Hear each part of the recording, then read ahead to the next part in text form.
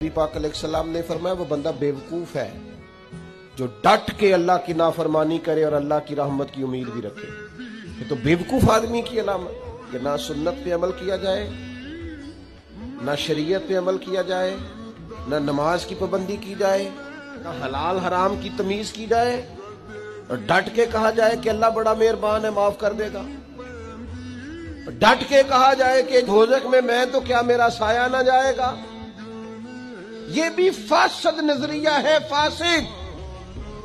नबी पाक बड़े मेहरबान, बड़े मेहरबान, बड़े मेहरबान। और सैयदा आयशा सिद्दीका रज़ी अल्लाह तआला अन्हा फरमाने लगी, अपनी जात के लिए नबी पाक ने कभी किसी से बदला नहीं लिया, लेकिन अगर कोई अल्लाह की हद तोड़ता था ना, रब के दीन की हुदूद पामाल करता था तो हुजूर जलाल करते थे। नबी पाक अलैहिस्सलाम तो नाराज हो जाते अगर अल्लाह की हद तोड़ी जाती। और यहां ढटाई के साथ, दलेरी के साथ आप हुदूदुल्लाह पामाल करें, ये फासिद नजरियात है।